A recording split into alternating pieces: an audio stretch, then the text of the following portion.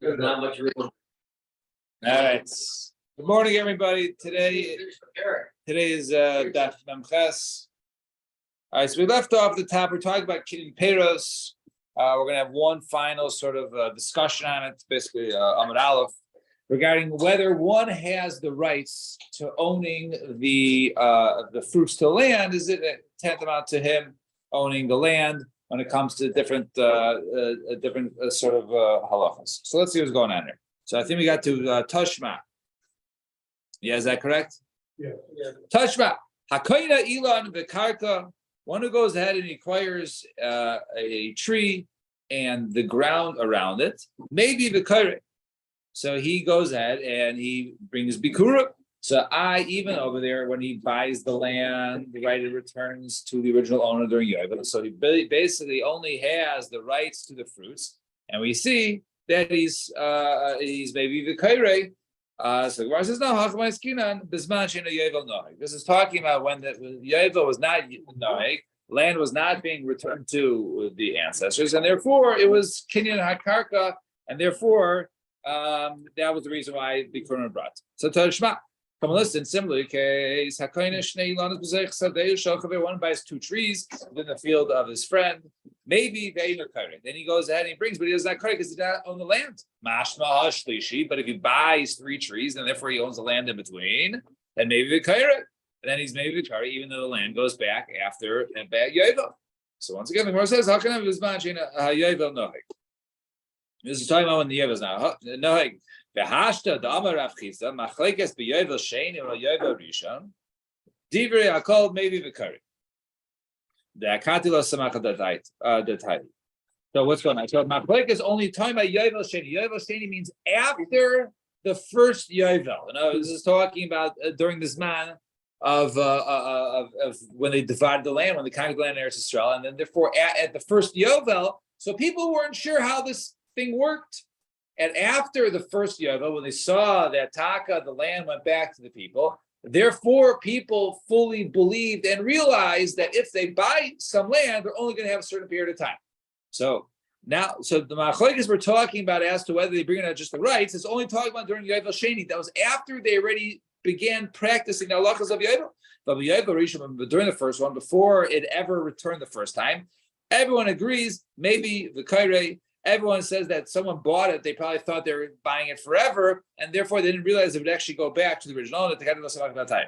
So therefore, now once you have this, right, you can say like kasha, I'll be Yovel Rishon, I'll be Yovel Sheni. The cases that we say where it goes back, where he's maybe the kairei is talking about during Yovel Rishon because they weren't samach at that time.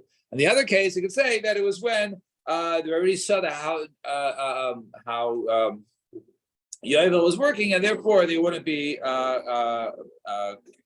maybe the current. Hang on. Yeah. Yovel Rishon and Sheni. Are we talking about the original? Yeah, bear going back to the beginning. Going back to Yoshua. Yes. Like Pesach Mitzrayim, the first one. Right. So it was the first one. So l'chara, I guess they the first Shemitah was when they. It was 17. It was 14 years, right? It was when they divided the land. It was right. So whenever they started counting, so then that first Shemitah, then right. Yeah. Now, Leimo Kitanai. Let's say this machlokes of Kinyan Peiros and Kinyan Gukdami or not is actually machlokes tonight. Now let's see what's going on. So a guy buys a field from his father. Now there's different halachas when it comes to a field that is an ancestral field or a field that is purchased. Okay. Now, something that is purchased, you go ahead and when you go ahead and let's say you're makdish it, so then it goes back up until Hektish has it up until the Yovel, and the Yovel goes back to the ancestral owner. Stechuza is you donate to Hektish, you have to redeem it. If you don't redeem it, then basically Hektish should go ahead and sell it, then it belongs to like the Kohanim. Now, so the guy's father had a field, his ancestral field, and he bought it from his father. So he bought it from his father. He didn't inherit from his father. He bought it from his father. And then he's makdish it. And afterwards, his father died. So he's actually makdish it, and then he inherited the land after he was already makdish it. How do we know this is considered to be like a stei chuzah? It's Tamaloimar.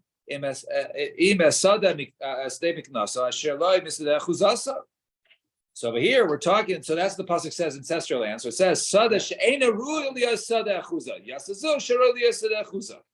Rabbi Yehuda Rabbi Shimon says Rabbi Yehuda Rabbi Shimon, since this land that he bought from his father, when he bought it, it was something that was fit. It was subject at one point for them to go ahead and inherit it. So therefore, this is treated like a stei chuzah. So that was the chiddush that Rabbi Yehuda Rabbi Shimon says, because even though he bought it and he was makdish it only when he bought it and not after he inherited it, and then his father died after he inherited it. Nevertheless, it's treated as a stei chuzah.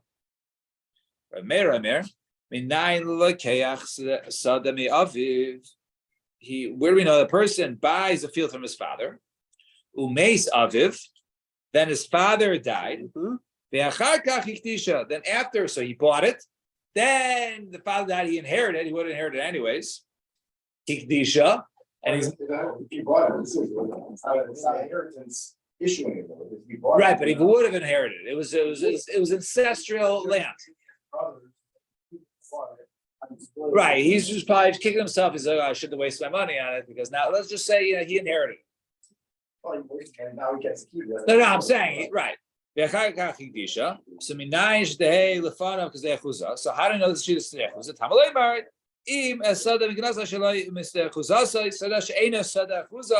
Right, some feel that basically that was inherited. Yes, he stei chuzah.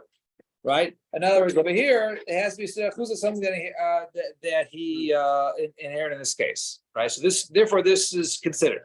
Now, this is less mechudash. Right. This one he actually inherited before he was makdish it. Right. The other one he was makdish it first, then he inherited, and then it's treated like it was an ancestral land. Now, according to Rabbi Yehuda Rabbi Shimon, Umeis aviv, if his father died first, you don't need a pasuk for that. Of course, that's stei chuzah. It's only the other one. My lab halkamed. It wasn't my like there. The mayor saver kinan peiros kinan aguftami. The mayor held that acquiring the rights, and as when you buy it, that's kinan peiros, right? When you bought it, kinan aguftami, uvaha mises aviv de lo yaris v'lay midi. So therefore, right, according to our mayor, when the father died, he didn't inherit anything, right? Because he already had the rights to the fruits. If he had the rights to the fruits, like he owned the land, so therefore he never inherited when the father died, because he already owned it, because he had the rights to the fruits. The hilkach, right? Therefore, when the father dies, therefore, when his father died, and then he was makdish. So then. Therefore, that's the pasuk. Right? Rabbi Shimon Savri, kinyan peiros lav, kinyan peiros dami. They hold no. Acquiring the rights is not like acquiring the land. So therefore, they didn't own the land at all.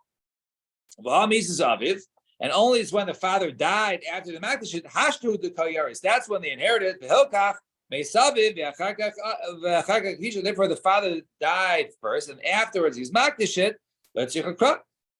Therefore, you need a pasuk for the mechudash case. Therefore, you need a pasuk lakdisha when he's makdish v'achakach meisaviv. His father died. Therefore, it's needed in that case to teach you that even in that case, even though he inherited after his makdish, it's considered to be like a stei chuzah. Then Amar Rav Nachman Bar Yitzchak liyolam emlocha bi'alma ksavi Rabbi Yehuda Rabbi Shimon kinyan peiros kinyan haguf dami. Really, they hold that if you own the rights to the fruits, it's like you own the field itself. Hacha Rabbi Yehuda Rabbi Shimon ashkuku. Over here, the actually just the machlokes over here is how to darsh in the pasha. V'darsh salichta v'rachmana im esdei miknasa ashelo chuzasa. So it says over there, right? So the Torah, if it would have said, right, if his field that he acquired that he did not inherit, so my mistake chuzasa. So what does it mean that he didn't acquire it? It means sada she'enu roilia sada chuzah. In other words, that's something that he never was fit. So if he buys something from his father, something that he would have inherited, that is excluded. Right? right? So that would only exclude something that that would not be inherited at all. It's something that's not ancestral at all. So they're darshing mashmos of the pasuk, but actually not whether kinyan peros is kinyan haguf dami or not. And Amar Rav Yosef, Ilav Amar Rav Yochanan kinyan peros kinyan haguf dami. If Rabbi Yochanan did not say acquiring the rights to the fruits is like owning the land itself, she wouldn't basically have a svara to stand on the base medrash. Why? That brothers who divide the estate of their father, they're considered like buyers, and therefore basically every yovel goes back to the family pot, right? And then they go ahead and redistribute it. So therefore, they are like buyers. If someone's like buyers, so if someone's like buyers, all they have is the rights to the fruits and not the rights to the land. And if it's like they never own the land, right? The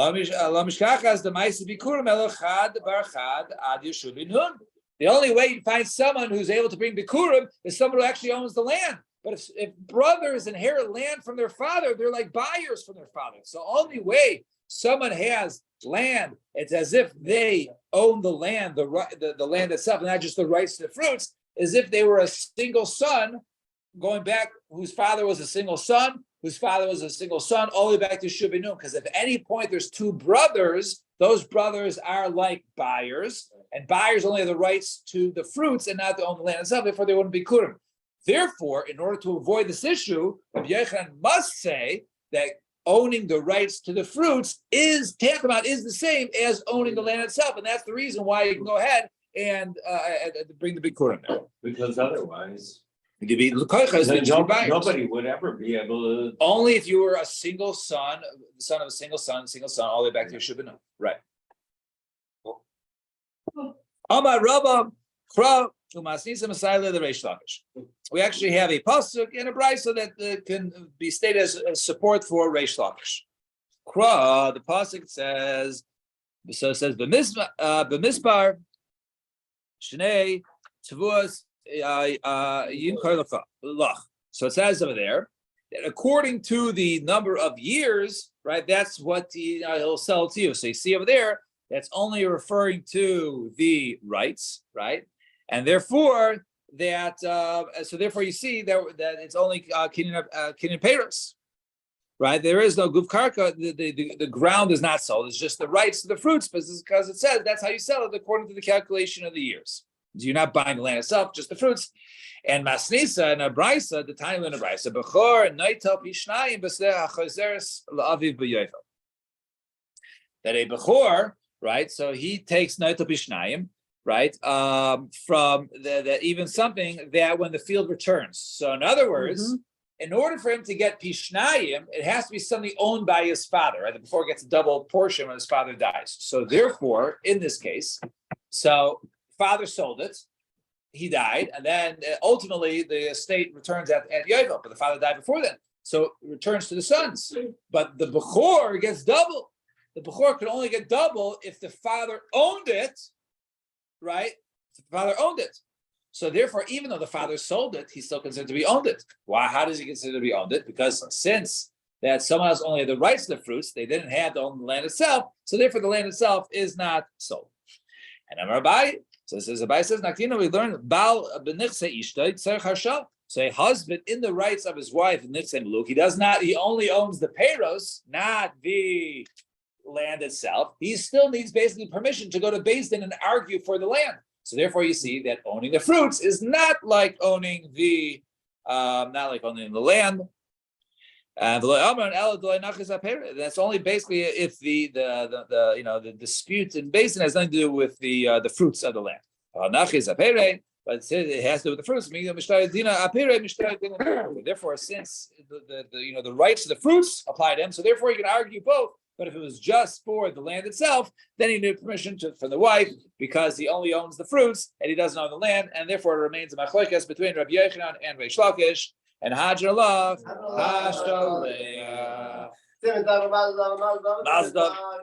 so now we begin the new parak.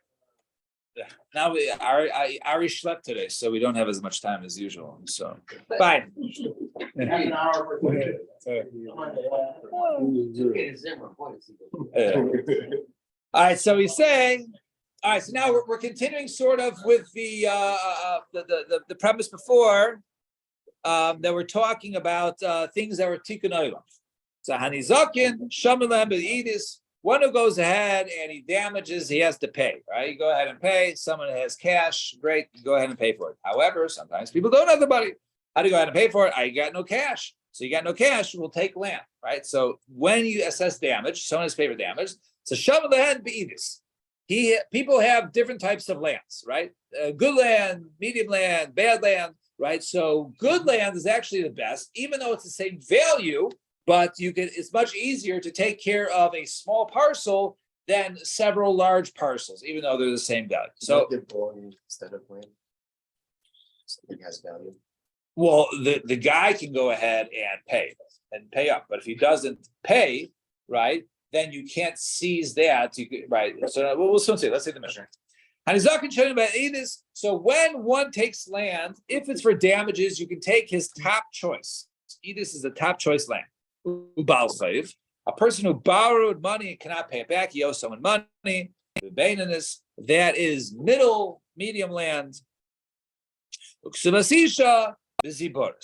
the ksuba of a woman, so he goes ahead. That is the lower level land, right? I don't know, A class, right? How do they do it? The triple net leases, where the triple A, huh? F. Okay, yeah. So he says so. However, Rameir argues. He says no. The woman's ksuba is actually treated like a balko, like a loan that one didn't pay back. And therefore, that is collected. If it's the land is seized, then it's banus. And any from the nechasim mishubadim, but malkam sheish nechasim b'nei chayrim, and we do not go ahead and collect, right? So now let's say I was the borrower, right? And so I borrowed money from Eddie. Eddie says, "Where's the money? I don't have it anymore." So he says, "Okay, yo, where's that land you own when I borrowed the money?" I said, "That's funny. Say I sold it to Meir." So. In this case, but I have other land. So I can't say, hey, go to the land that I collect, that I sold to Meir, take that land and don't take my land that I own right now, right? So say, if I have lands that are available, you collect those. If I don't have those lands, and after I borrowed the money, I sold the land that I had, then you go ahead and collect that. Even if that was the proper level, that was even the lowest kind, you can't take the lowest kind. And if you go ahead and you collect from orphans, then you're only collecting from the lowest land. And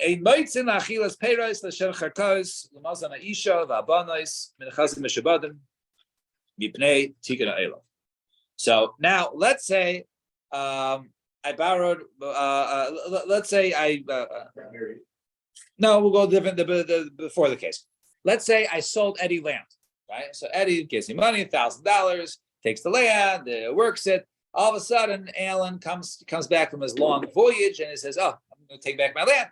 And he says, "What are you doing with my land?" He says, "What do you mean? It was mine." So basically, I took your land, right? I guess they do this now, like on Craigslist, right? They like rent apartments that they don't own, right? So I took Alan's land and sold it to you. Mm-hmm. So you take the money, right? You get it now. So you can get reimbursed. Obviously, the sale price, so you get the money back. But what about the money you put into the land? You improve the land for Alan, right? So over here, so in the case of that you can't go ahead and take, right? If you just look real quick, which is a little Rashi real quick, right? So right, one who goes out, that was me. I saw a field of Machar Leach, and I saw that. He was Zara, and then he went and he planted with Tzamcha, and started the Asta Peiros, Uban the Igzal, and then comes the person who stole from the Alan comes, the Gaba, he takes it all back with the fruits on it, Lokach from the buyer, right? So then you can only pay back basically the value that you got. And Chayzer Halokeach, now Eddie can go back, the buyer can go back, Alamecher to the seller, to me, the Gaiva Dmei HaKarka Menachasim Meshubadim, right? First he gets the value of the land from anything that the land I had if I sold it. Shemach Loi Bechrayis, because I sold those with a price. Because of the Shtar Mechira, And then now the fruits, he goes ahead and he collects it from the nechasim b'nei chayrin. When you go ahead and collect the fruits from me, right? Because those are damages there, right? So you only collect them from b'nei chayrin, only from stuff that were available, but not meshubad. Right, and also all the increase of the layout. Also, you can only collect from me from b'nei chayrin, but not meshubad. So that's what we're talking about here. Also, a person was behind, supporting and paying for the ksuba, paying for the children or the daughters and the ex, right? The orphans were paying for there, and they did for the woman, and then but no, it's been a chazim mishubadim.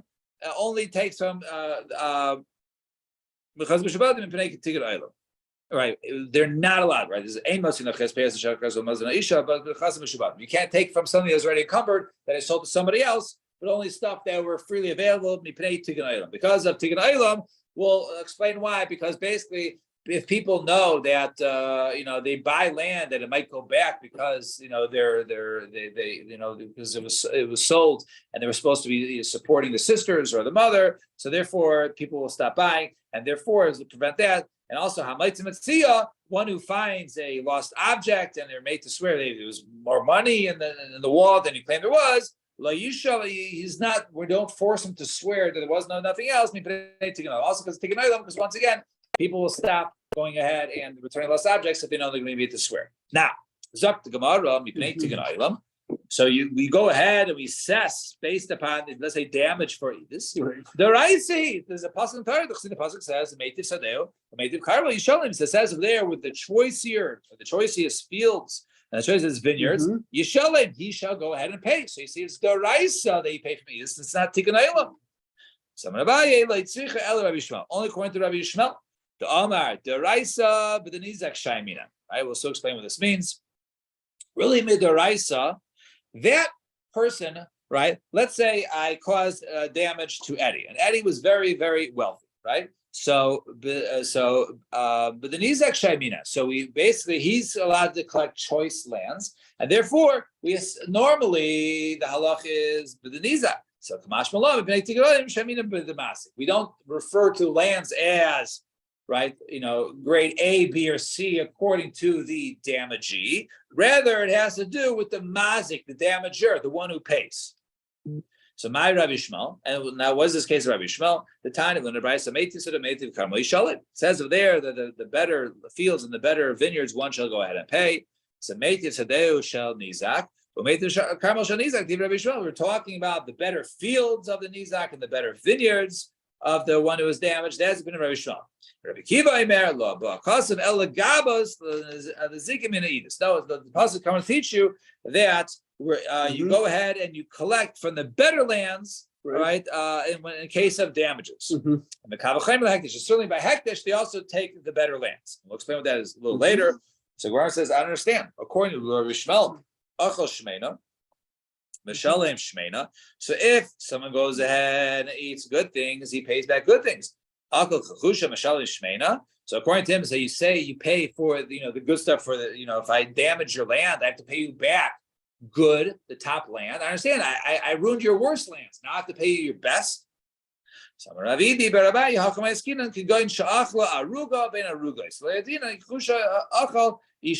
we don't know as to whether he ate the good stuff or the bad stuff, right? It was between rows. So the Mishalim Lev Meitiv. So that's the case. We say you pay Meitiv. And Amar Rava, Ilu Yadina Chusha. I understand if we know that the weak ones, Achal Mishalim Chusha. So if we know it was the bad stuff, right? In other words, it was low quality. So he pays them low quality. But now they're saying that we don't know. We make him pay the shmeina, the more expensive one. Right? If you're going ahead and making me pay, then it should be the higher amounts. So I didn't bring it. I made it fair. But the Gemara says, I don't have the lines, but we'll do it tomorrow. But the Gemara says, because no, we're talking about a case of, let's say I damage Eddie, right? Let me just read the last words. What are the last words? I'll explain outside, but we'll do it tomorrow, right? So it says,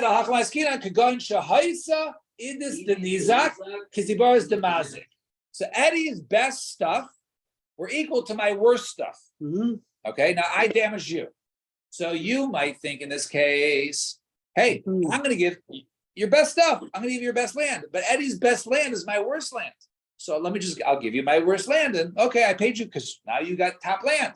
So what it means is no, we do my top land, even though it's going to be nicer, way nicer than your top land. Nevertheless, that's what he goes ahead and pays. And we'll continue from here tomorrow. It's Hashem. 7:15 tomorrow because 7:45 is davening. So everyone enjoy to say your alarm a little later. One daf.